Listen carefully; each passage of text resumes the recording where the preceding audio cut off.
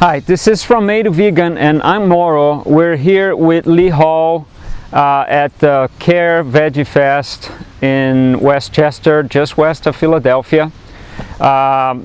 Lee Hall is the Vice President for Legal Affairs for Friends of Animals. She's also the Vice President of CARE, which is a local animal organization. We'll have links on the footage and on our blog page, so you can check them out. We brought Lee today here to talk about her book, On Their Own Terms, which discusses a lot of subject matter related to animal rights. It's a very thought-provoking book, and it helped me to organize a lot of thoughts I had all these years floating through my head about how we should go about thinking about our relationship to animals in the environment.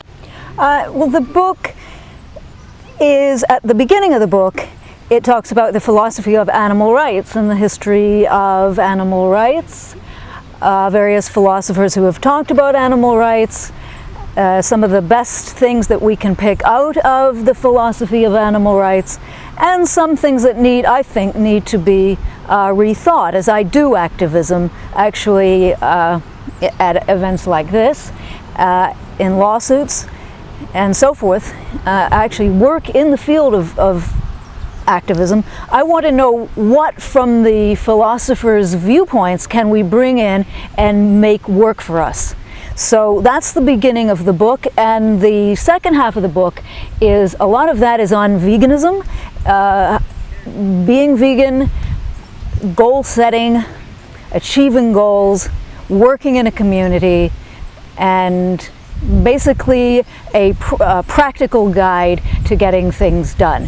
What would you take from the philosophy, and how would you apply it if you really wanted to get change within your small circles, within larger communities, and within our entire human culture? Because we think big as vegans. We want to change an entire culture, an entire history of dominating animals we want to overturn, so it's a very big project.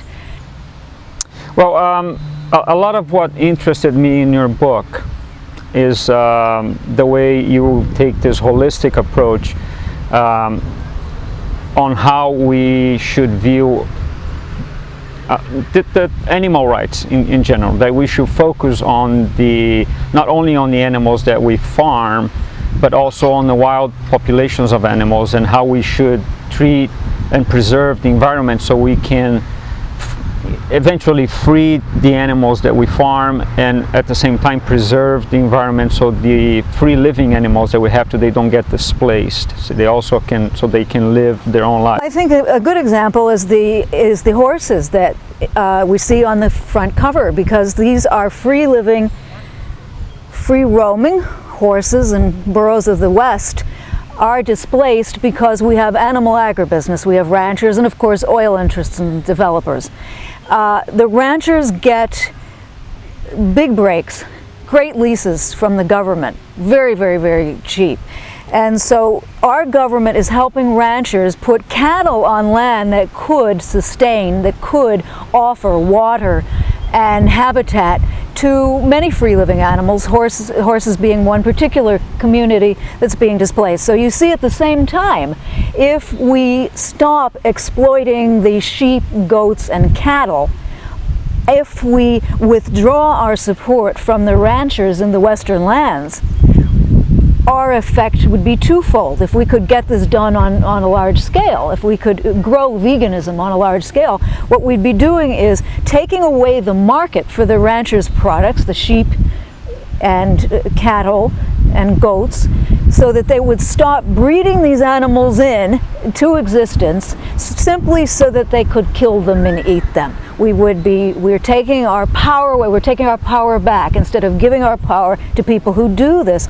At the same time, because the planet's land and water are finite, we are then we are respecting the water and land and air that could be there for animals who could really have something we could call animal rights, and that would be the right to live on their terms rather than on the terms of humanity who exploits them.